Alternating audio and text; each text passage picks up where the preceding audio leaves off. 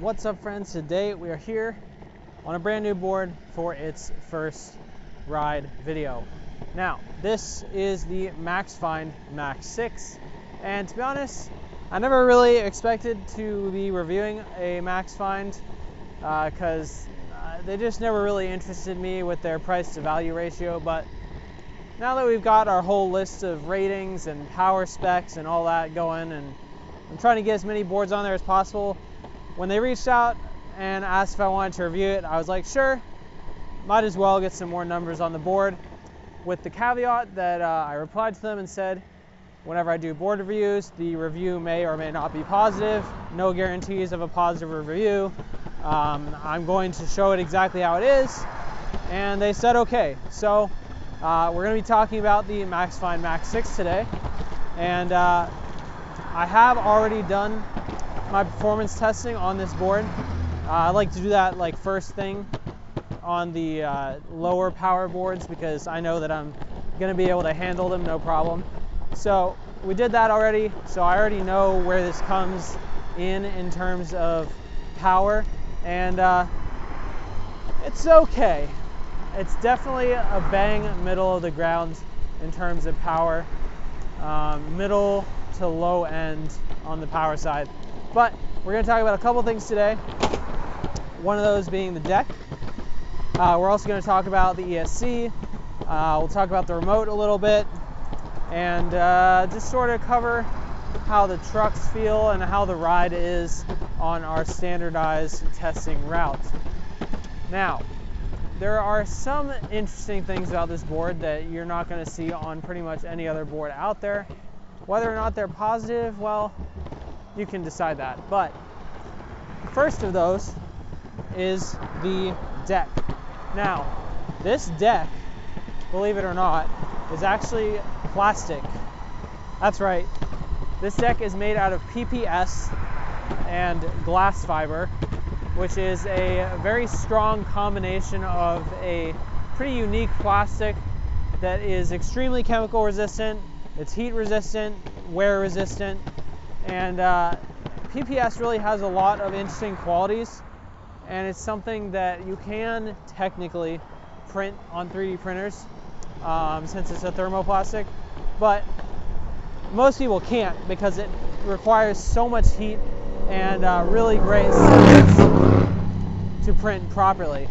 Now, because of these unique properties, it makes it a pretty good engineering plastic. However, I've never seen any e-skate made out of a plastic composite deck. The only plastic e-skate, actually, you know what? I take that back. Back in the day, the Lou board used to be made out of plastic, which is kind of funny because I was just going to say the only plastic board I can think of is a penny board, and ironically, the Lou board actually looks like a penny board. So that's quite interesting. But yeah, anyway, most boards are not made of plastic. A lot of decks nowadays are carbon fiber in a lot of these Chinese boards, or composites mixed with wood. The traditional longboard deck is sort of a maple, usually Canadian maple, and there's a lot of bamboo decks out there. There's a lot of bamboo and composite decks which combine like bamboo with fiberglass, which makes it strong and flexible at the same time. They've gone for a completely different path here of plastic and glass fiber reinforcement. I'm sure PPS on its own would not be good enough for a deck like this, but with the glass fiber reinforcement, it's probably strong enough for most people. But we'll stop for a second here.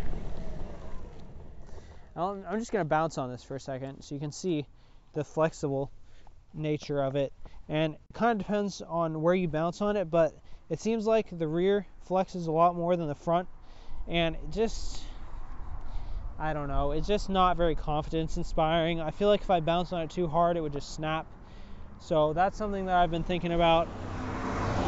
Along with that, the sort of lid in there, it might be hard to see, but it actually creates an outline on this rubber grip tape, and that to me means that it's flexing against the deck a lot, and I'm not really sure how I feel about that yet.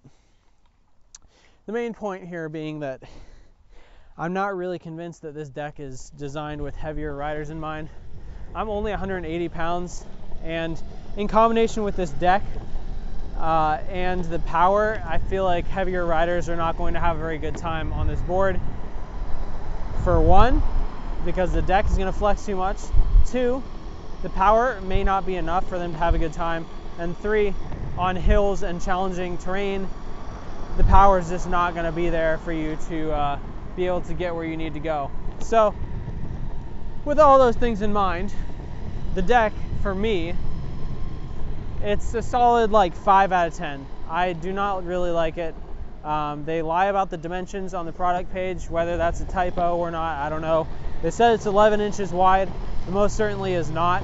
It is like 9.5. It's stiff but flexible, and the only reason why it's actually somewhat comfortable is because it does flex, and it also has these big 105mm cloud wheels on there. If you were to put 90mm wheels on here, I don't think it would be quite as comfortable. But, you know, I've felt worse decks. This one, I think, if I were to compare it to another board, I would say that it's somewhat in line with the Meepo V5 deck, but I would prefer this one. So in the end, it'll get a slightly higher rating than that one. But it's definitely a step up from the X1 Max from X-Way, because that deck is just pure stiff. So if this deck lasts, maybe it's not so bad. Like I said, I'm still super torn on it. I really haven't put a ton of miles on this yet, but with it being a plastic deck, I'm not really convinced that it's going to be the most durable thing ever. But happy to be proven wrong. If anyone has broken one of these or has experience with this board in particular, be sure to leave a comment down below and let me know what your experience is, because MaxFind has kind of a weird reputation in the community. In the community of DIY builders, it's not super great. They've put out a lot of products that are overpriced for not very much performance, or they have build quality issues, and so people don't like them that much. But I think it's important to get a bird's eye view of what we're actually dealing with here and see if that dislike is actually justified. I think some of it probably is, especially since they are no longer allowed in some of the Reddit groups. I don't want to get into that because I don't really know much about it, but that's what I was told. In any case, let's talk about the next thing. Deck, solid meh. The remote, you know, is actually surprisingly good. It is a basic Hobbywing remote. It has 2 buttons, one to do the speed modes and one for power. You press I believe the setting button or speed mode button 8 times to get into the settings. There are a number of things you can change there. The shape of it is actually quite nice. It has a really nice spot for your index finger to go. And I feel like some of the thumb wheel remotes with the big bulbous front on them make it a little bit difficult to put your index finger in a comfortable place. So it's actually quite interesting to see that they went with a slightly different design, and I'm actually quite happy with how this remote feels. The thumb wheel is pretty light. It is a full plastic remote. Charges on USB-C, however, not on USB-C to C. It's got to be A to C. It's a fairly common thing in cheap products. You're not going to see a power negotiation board on the product side because it's cheaper to just force it to be USB A to C, which means that it can only be 5 volts, as far as I know. I can't remember if the USB standard lets you do 9 volts on the A to C, but I don't think it does. So that's that. The remote is decent, and I really can't complain about it. If I had this remote on another board, I think I would be fairly happy with it, to be honest. Now, one interesting thing to talk about right now, since we are not even halfway through this loop, is that this has quite a small battery. It has a 10S2P of some cell, which comes out to 360 watt hours. I'm going to do some looking and see if I can find out what cell it is. Right now, I have a feeling that it is not the Samsung 50S. it's probably a cheaper cell. It could be a BAK, it could be a Lishen.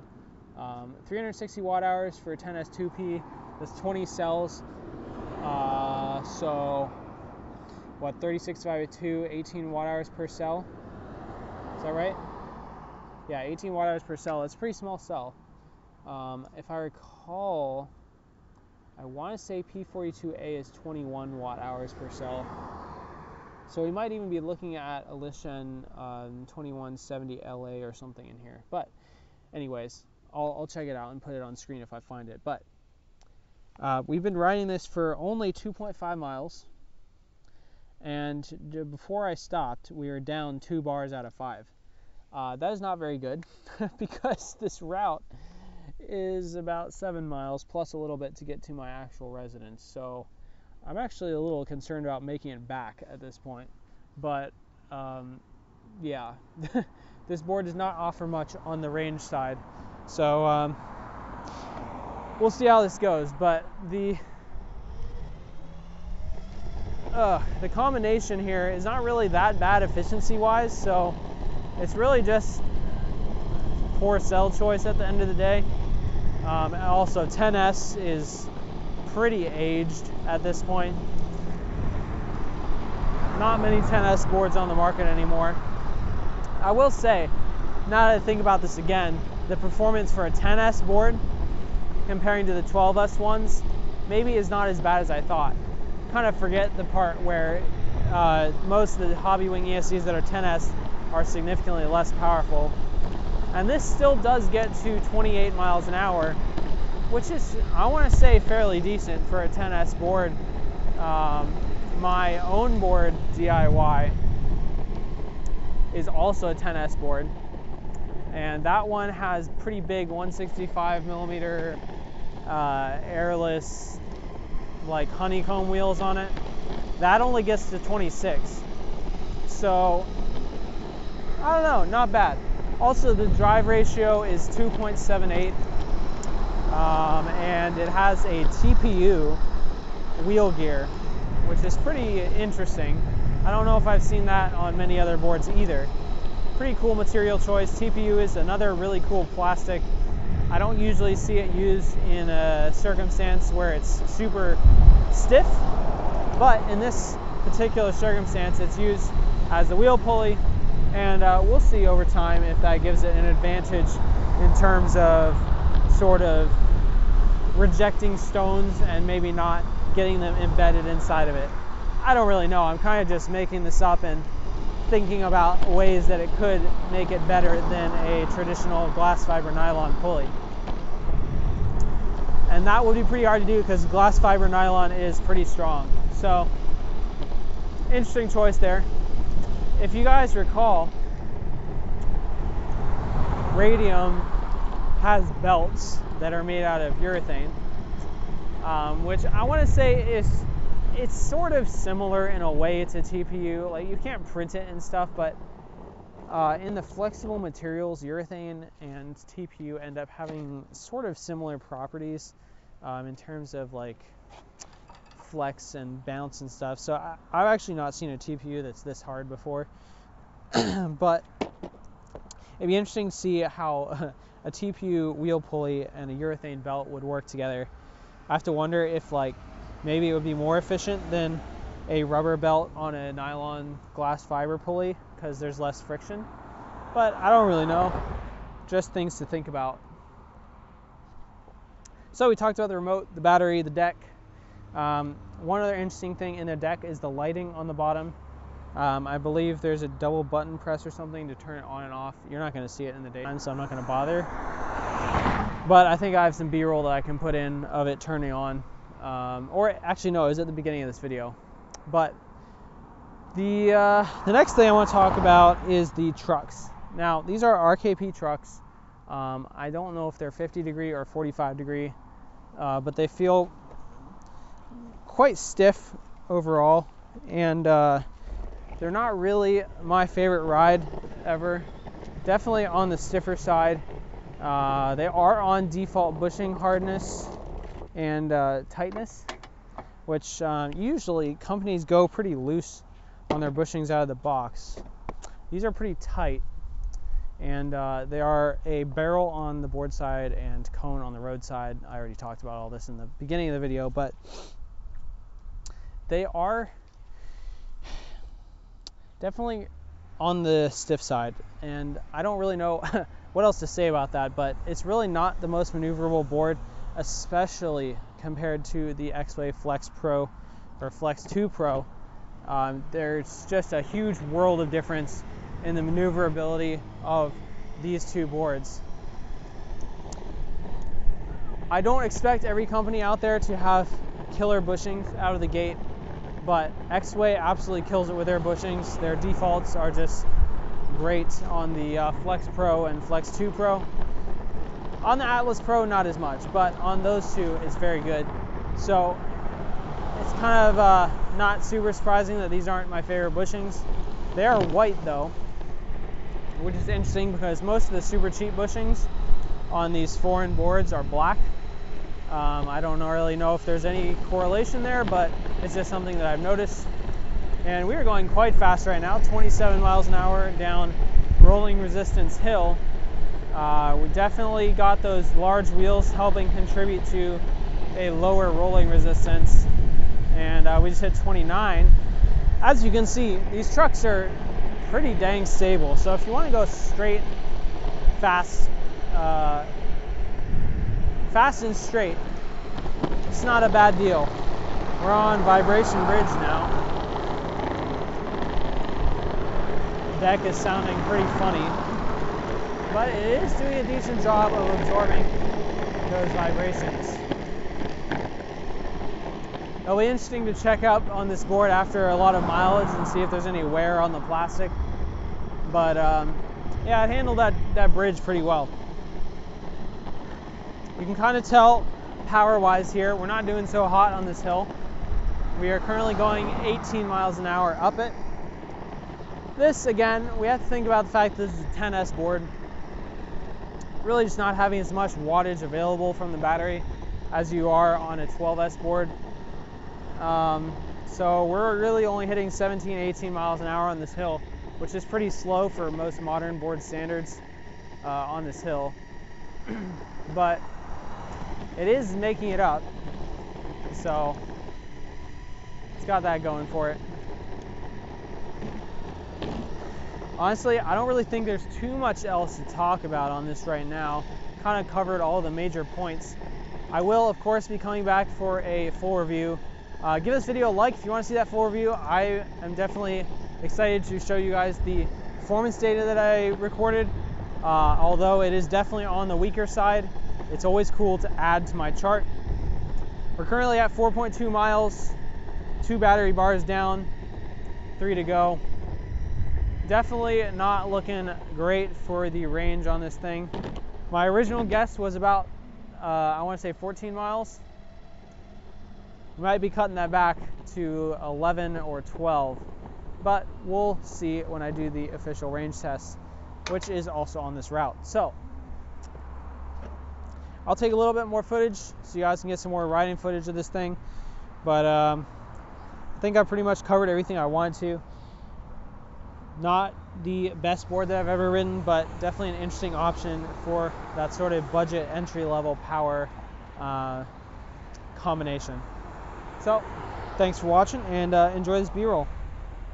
I just remembered when I was out here recording some more footage, I didn't talk about the speed modes on this thing, because honestly I've just been riding in the top speed mode the whole time.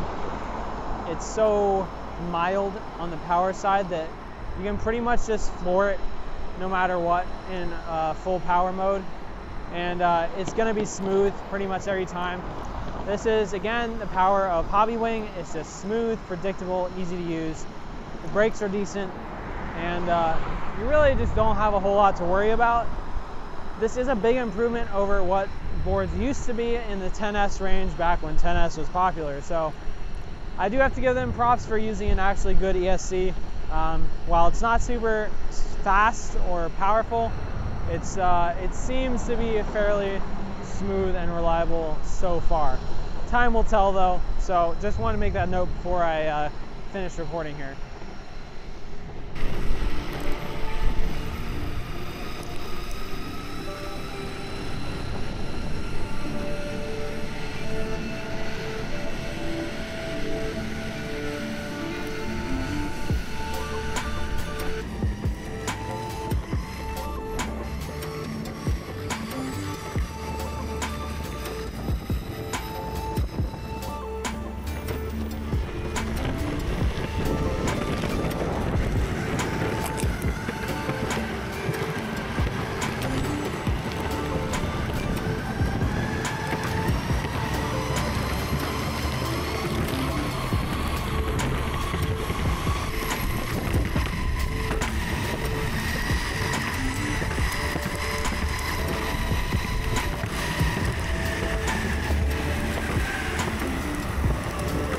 Alrighty, so we are back at our start point with the MaxFind Max 6, and I have a couple of closing thoughts to finish off this video. First of all, we have gone 6.7 miles. There is 2 bars of range left, so definitely not going to be hitting that 14-mile original estimate. Probably going to be looking at closer to 11. That's my new guess, but we'll find out on the actual range test. Now, one thing I want to mention, I'm 180 pounds-ish without gear, and the brakes on here, I did mention that they're decent. They're really quite lacking at the end of the day.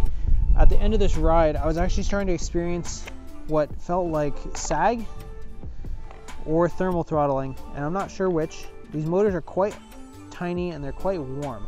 So it's possible that we could be experiencing a little bit of thermal throttle.